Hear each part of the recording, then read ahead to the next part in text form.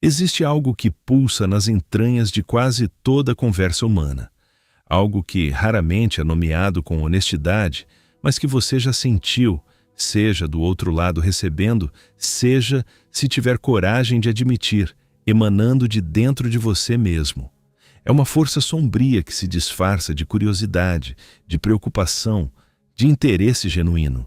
Ela habita sorrisos que não chegam aos olhos, palavras que parecem elogios, mas carregam veneno dissolvido nas sílabas, perguntas que soam inocentes, mas foram formuladas para ferir. Friedrich Nietzsche passou grande parte de sua vida filosófica dissecando as forças invisíveis que movem o comportamento humano.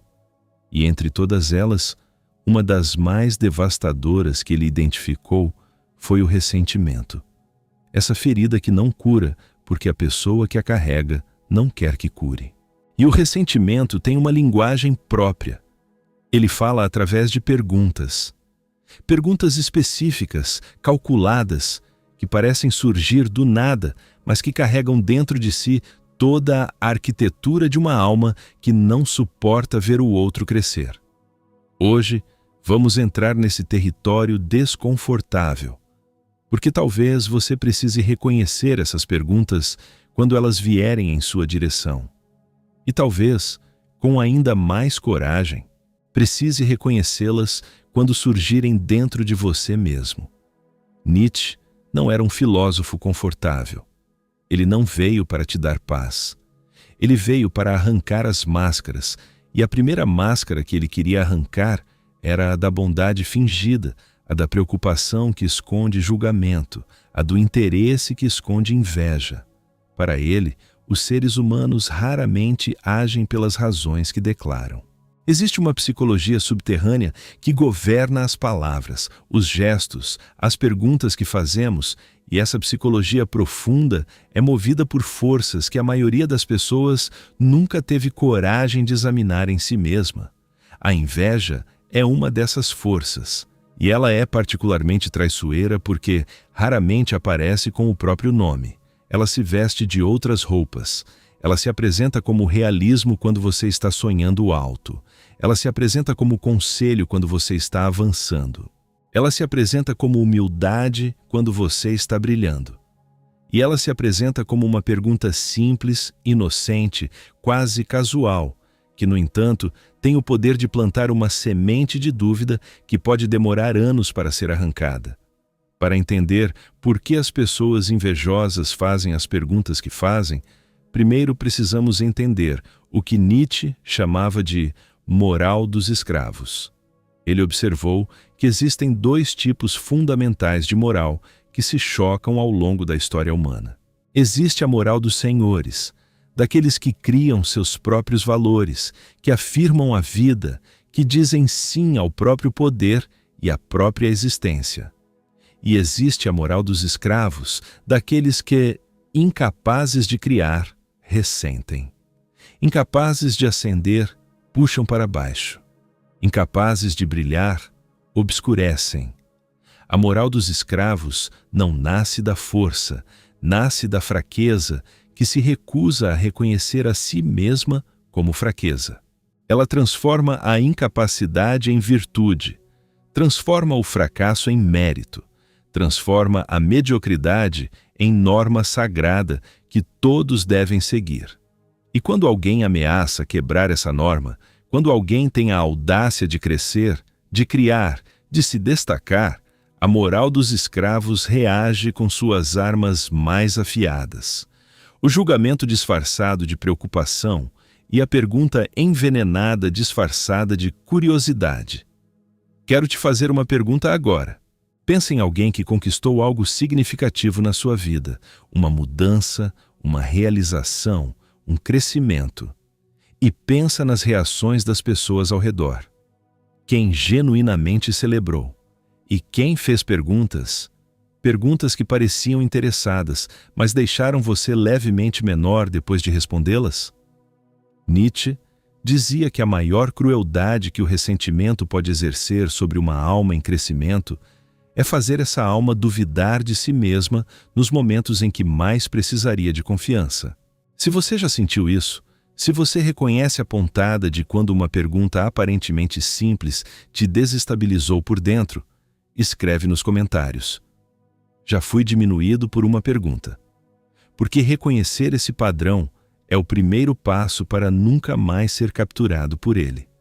A primeira pergunta que as pessoas invejosas fazem é a pergunta da dúvida disfarçada de realismo. Ela costuma vir assim: mas você tem certeza que é isso mesmo que você quer? Ou então, você já pensou bem em tudo que pode dar errado? Ou ainda, será que você não está sendo impulsivo? Parece cuidado, parece sabedoria, parece que a pessoa está te protegendo de um erro. Mas observe o momento em que essa pergunta aparece. Ela quase nunca surge quando você está parado, estagnado, repetindo os mesmos padrões de sempre. Ela surge no exato instante em que você decidiu mudar, no momento em que você acendeu uma chama dentro de si, no momento em que você tomou uma decisão que pode te levar além do lugar onde a pessoa que está perguntando ainda está presa. Nietzsche entendeu que o ser humano que não encontrou sua própria vontade de potência, essa força criadora que impulsiona o crescimento e a autossuperação, esse ser humano inconscientemente teme e ressente aqueles que encontraram a deles. E a forma mais sofisticada de expressar esse ressentimento, sem parecer mesquinho, é fingir preocupação. É transformar o medo que o seu crescimento provoca nele em uma advertência que parece generosa, mas que, na verdade, é um freio invisível que ele está tentando colocar na sua existência. O que torna essa pergunta especialmente destrutiva é que ela usa a sua própria incerteza contra você. Porque nenhum ser humano começa uma transformação com certeza absoluta. A coragem não é a ausência de medo. A coragem é agir apesar do medo. E quando alguém chega no exato momento de maior vulnerabilidade da sua decisão e amplifica a incerteza que você já sente, ele não está te ajudando. Ele está fazendo exatamente o que o ressentimento foi programado para fazer: impedir que você vá aonde ele não conseguiu chegar. A resposta nietzschiana para essa pergunta não é uma resposta verbal, é a ação. É seguir em frente. É deixar que o seu crescimento futuro responda por você com uma eloquência que nenhuma palavra poderia ter. A segunda pergunta é a pergunta da comparação envenenada. Ela costuma soar assim: mas fulano tentou a mesma coisa e não deu certo. Você não acha que pode acontecer o mesmo com você? Ou, você conhece alguém que conseguiu fazer isso de verdade? Ou ainda, não acho que você tem o perfil que isso exige. Essa pergunta opera em um nível ainda mais sutil, porque ela usa a experiência alheia como arma. Ela transforma a falha de outros em uma sentença antecipada para o seu futuro. E ela carrega dentro de si um pressuposto devastador: que você é essencialmente o mesmo que os outros que falharam, que a sua história já foi escrita antes de você vivê-la, que o seu destino é determinado pela média e não pela sua singularidade. Nietzsche tinha uma palavra para essa tentativa de apagar a singularidade humana: rebanho. A mentalidade de rebanho é o impulso coletivo de nivelar tudo, de eliminar as diferenças, de transformar o excepcional em suspeito e o ordinário em seguro. E a pergunta da comparação envenenada é uma das expressões mais puras da mentalidade de rebanho, porque ela fundamentalmente nega que você seja único, que a sua capacidade, a sua visão, a sua força interior possam produzir um resultado diferente do que a média produziu. Existe algo profundamente anti-nietzschiano em comparar a jornada de uma pessoa com a jornada de outra como se fossem fungíveis, como se as almas fossem intercambiáveis e os destinos fossem previsíveis por estatística. Para Nietzsche, o ser humano que está em processo de autossuperação é por definição incomparável, porque ele está se tornando algo que ainda não existia. E qualquer pergunta que tente reduzir esse processo a uma comparação com outra pessoa está fundamentalmente comprometida com a mediocridade. Ela não quer te ajudar a crescer. Ela quer te convencer de que crescer não é possível. Porque se crescer não é possível para você, então quem não cresceu tem razão em não ter crescido, e o ressentimento que carrega pode se chamar de sabedoria. A terceira pergunta é a mais perturbadora de todas, porque ela ataca diretamente a sua identidade. Ela soa assim: quem você pensa que é? Às vezes ela vem com mais suavidade. Você não acha que está exagerando? Ou, você não está se achando demais? Ou ainda, mais dissimulada. Uau, você está diferente ultimamente. Isso é realmente você? Essa pergunta é uma faca filosófica que vai direto ao coração do que Nietzsche chamava de tornar-se quem se é. Um dos seus imperativos existenciais mais profundos era justamente esse: que cada ser humano tem uma tarefa única, que é descobrir e se tornar sua própria singularidade mais plena. E a pergunta, quem você pensa que é a antítese perfeita desse imperativo. Ela não está perguntando de verdade. Ela está afirmando. Está afirmando que você está errado em crescer. Está errado em mudar. Está errado em ocupar mais espaço do que ocupava antes. Está errado em brilhar de um jeito que não era esperado de você. O que essa pergunta revela sobre quem a faz é mais interessante do que o que ela revela sobre você. Ela revela uma pessoa que definiu você de uma forma que a conforta, que estabeleceu dentro de si uma imagem fixa de quem você é e que agora se sente ameaçada pelo fato de você estar transbordando essa imagem, porque quando você cresce, quando você muda, quando você se torna mais, você implicitamente questiona a estagnação de quem está ao redor. A sua transformação é um espelho que ninguém com ressentimento quer encarar. E então, eles tentam te convencer de que o espelho é você que está torto, não eles. Nietzsche chamaria isso de uma inversão de valores. Transformar o movimento em arrogância, transformar o crescimento em presunção, transformar a autenticidade em egoísmo, para que a inércia possa se apresentar como humildade e o medo possa se apresentar como prudência. A quarta pergunta é a pergunta do mérito questionado. Ela vem assim: você acha que realmente merece isso? Ou, como você conseguiu isso? Com uma ênfase no como que carrega dentro de si a insinuação de que algo não está certo. Ou ainda, você não acha que teve muita sorte? Essa pergunta é particularmente cruel, porque ela ataca algo que o ser humano mais precisa para continuar crescendo: a crença na legitimidade da própria conquista. Nietzsche observou que o ressentimento é um mestre em deslegitimar. Ele não consegue criar, mas é extraordinariamente hábil em desconstruir. E uma das suas ferramentas mais eficazes é atribuir as conquistas alheias à sorte, ao acaso, às circunstâncias favoráveis, a tudo menos à força, ao esforço, à vontade e à capacidade de quem conquistou. Existe uma psicologia profunda nessa operação. Quando a pessoa invejosa atribui a sua conquista à sorte, ela está fazendo duas coisas simultaneamente. Primeiro, está diminuindo o seu mérito, tornando a conquista algo que aconteceu com você e não algo que você criou. Segundo, e mais sutilmente, está se absolvendo de sua própria estagnação. Porque se você teve sorte e ela não teve, então o problema não é que ela não agiu, não criou, não se arriscou. O problema é que o universo simplesmente não foi justo com ela. Essa narrativa é extraordinariamente confortável para o ressentimento, porque ela preserva a autoimagem de quem ressente enquanto rouba de você a noção de agência sobre a própria vida.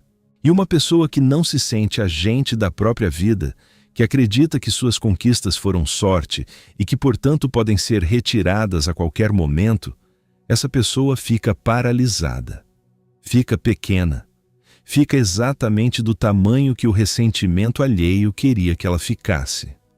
A vontade de potência que Nietzsche descrevia não é apenas ambição ou desejo de poder sobre outros. É algo muito mais fundamental. É a força que afirma a vida, que cria, que supera, que diz sim para a própria existência, mesmo diante da dor, da incerteza e do julgamento. E quando alguém questiona o seu mérito, quando alguém tenta te convencer de que o que você construiu não tem fundamento real, essa pessoa está atacando diretamente a sua vontade de potência.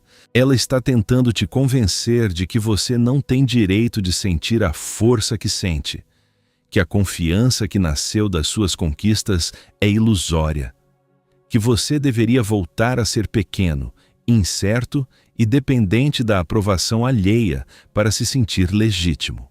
A resposta mais poderosa que você pode dar a essa pergunta não é uma justificativa. Nietzsche nunca justificou sua grandeza para os menores. A resposta é continuar. Continuar criando, continuar crescendo. Continuar sendo exatamente quem você está se tornando, com ou sem a aprovação de quem não consegue suportar ver você crescer. A quinta pergunta é a mais dissimulada de todas, e talvez por isso seja a mais perigosa. Ela soa como interesse genuíno, como admiração até. Ela vem assim: nossa, como você faz tudo isso? Ou, você não se cansa de tanto esforço? Ou ainda, você não tem medo de falhar depois de ter subido tão alto? A sutileza dessa pergunta está no fato de que ela não ataca diretamente. Ela abraça, ela elogia.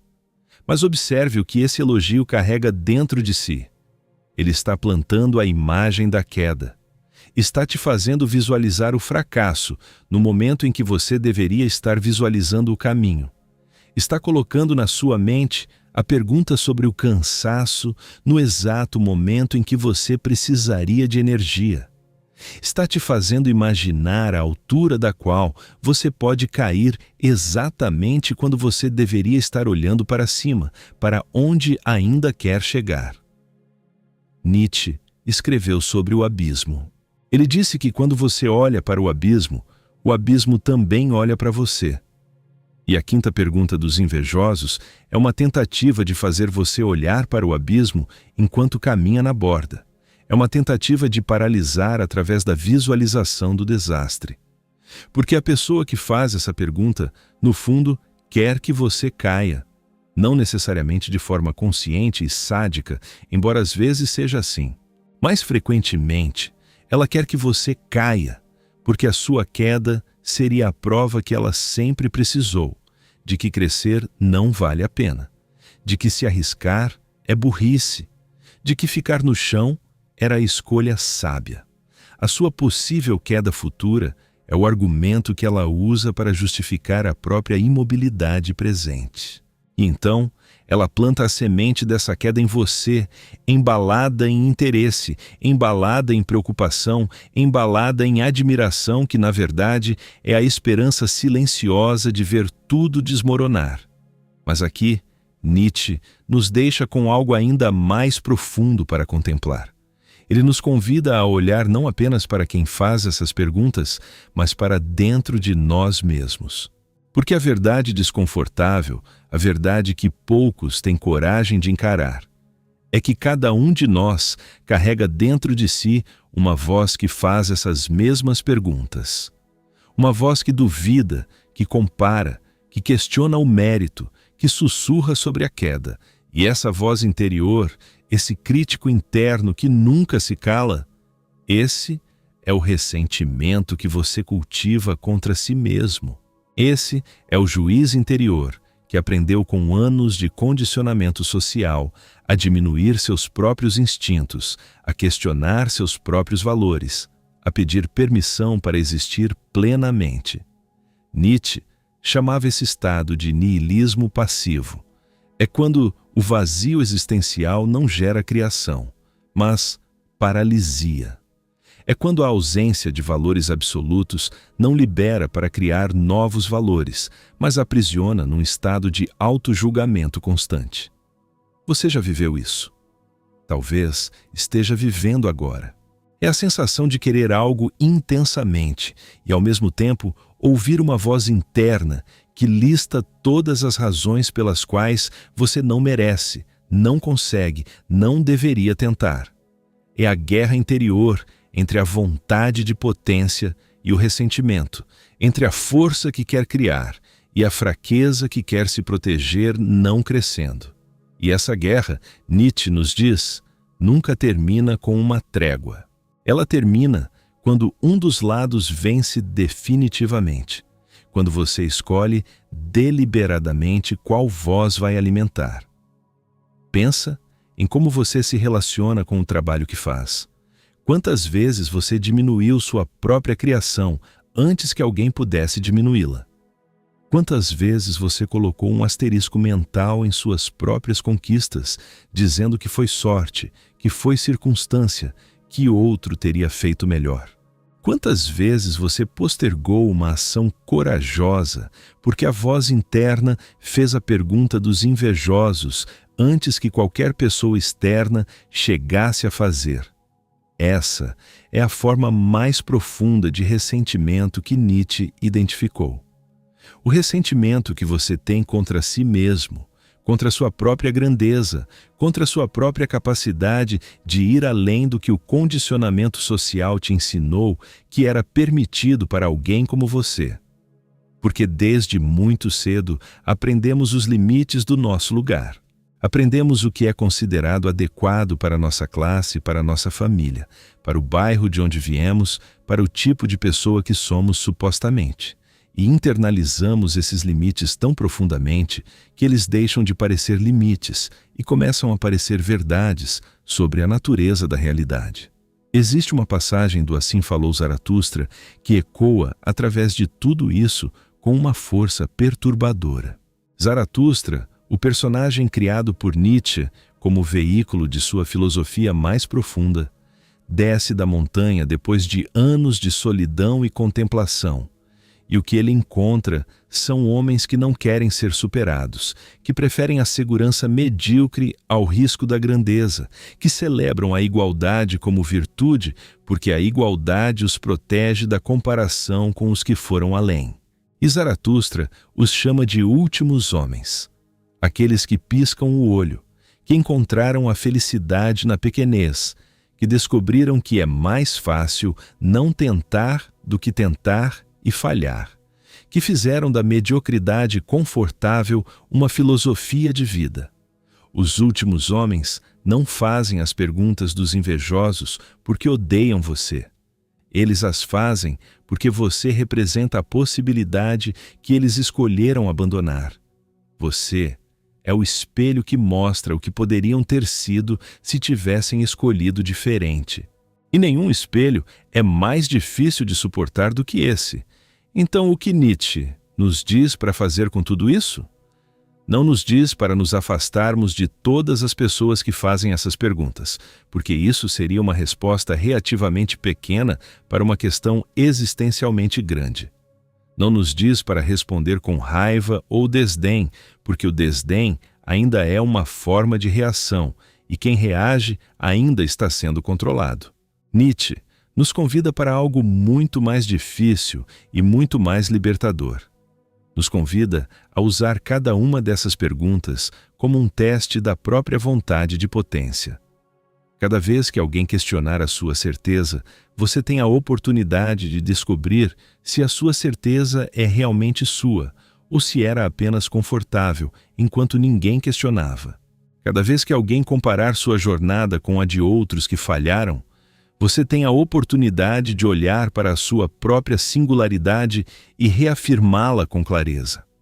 Cada vez que alguém perguntar quem você pensa que é, você tem a oportunidade de responder, nem que seja apenas dentro de si mesmo, com uma afirmação do que está se tornando. O eterno retorno, um dos conceitos mais vertiginosos de Nietzsche, nos pergunta: Se você tivesse que viver esta mesma vida infinitas vezes, com todas as suas dores, suas dúvidas, suas lutas, seu crescimento, você diria sim?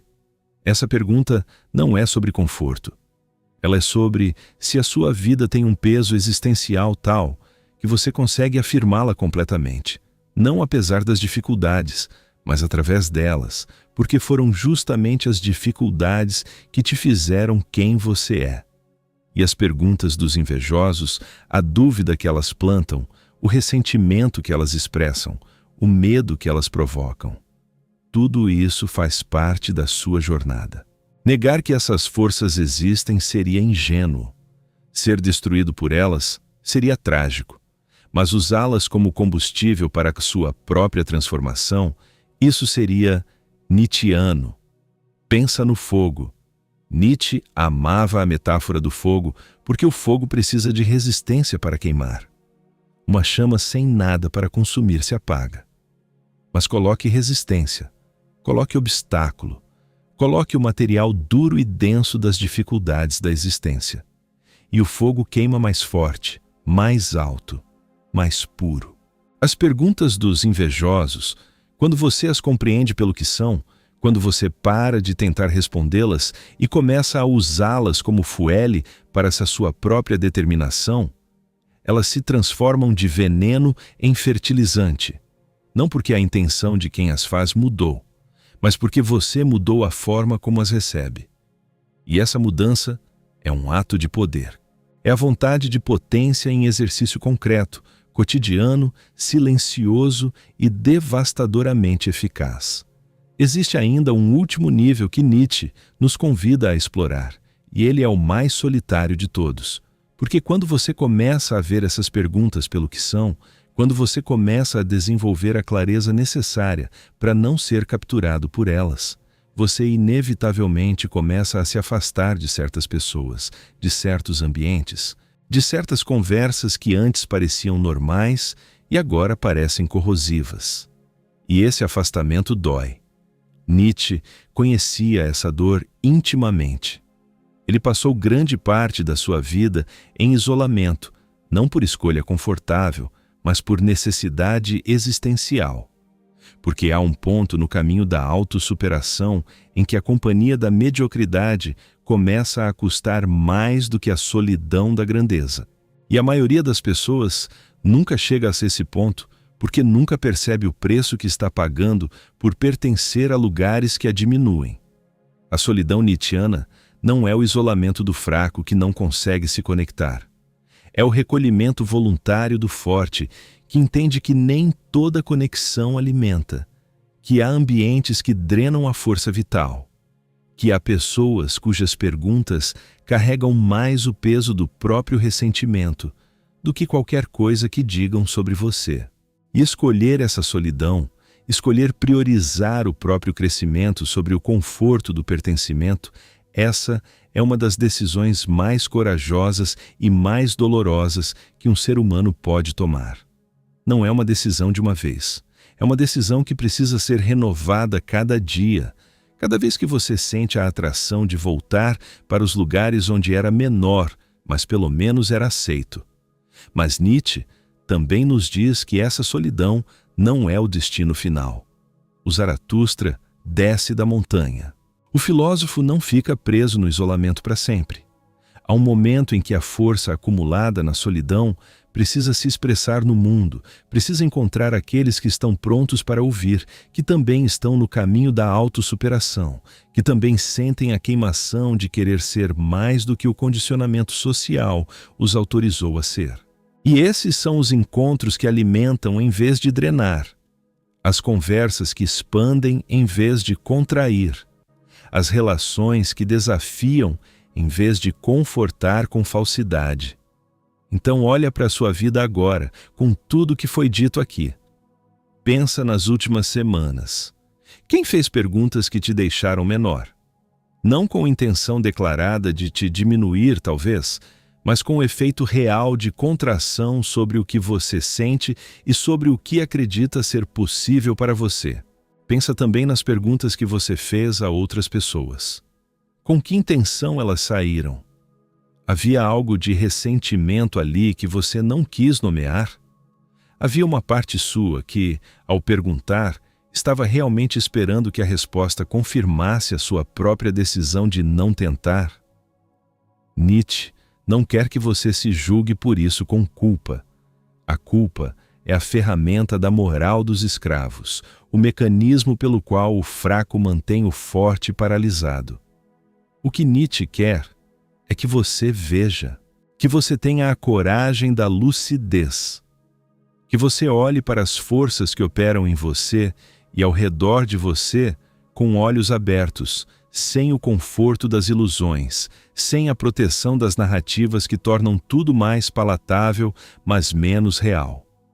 Porque a única transformação verdadeira, a única que tem peso existencial suficiente para resistir ao eterno retorno, é aquela que nasce do confronto honesto com o que realmente somos, com o que realmente queremos, com as forças que nos movem e com as perguntas que nos paralisam.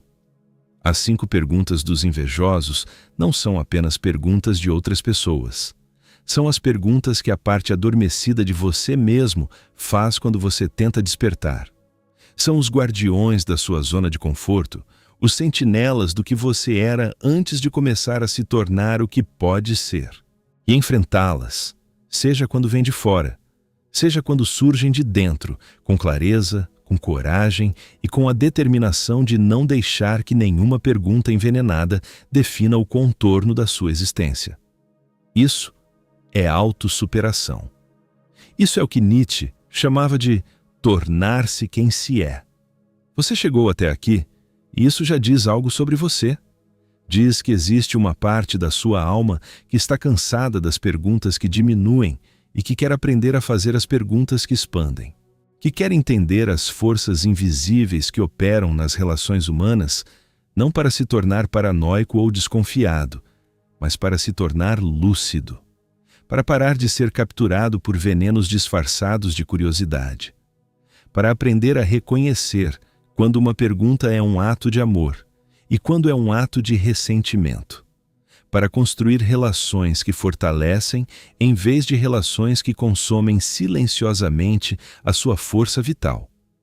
Esse discernimento não se aprende de uma vez, é uma prática. É uma atenção que vai sendo afinada ao longo do tempo, cada vez que você escolhe examinar uma interação em vez de simplesmente reagir a ela. Friedrich Nietzsche encerrou grande parte de sua vida em isolamento, em sofrimento físico intenso, com a mente se fragmentando sob o peso de visões que o mundo ainda não estava pronto para receber. Há uma tragédia inegável nisso, mas há também uma grandeza que o tempo foi revelando com uma lentidão inevitável. As ideias que ele plantou em páginas escritas à mão, muitas vezes com dor, em quartos frios de pensões europeias, essas ideias atravessaram mais de um século e continuam a desafiar, a provocar, a arrancar máscaras com uma precisão que nenhum conforto filosófico conseguiria produzir. Porque Nietzsche escreveu da ferida, escreveu do abismo. E foi exatamente essa proximidade com a escuridão que tornou sua luz tão insuportavelmente intensa. Você não precisa de respostas fáceis. Você precisava das perguntas certas, e agora que você as tem, o que você faz com elas é inteiramente sua responsabilidade.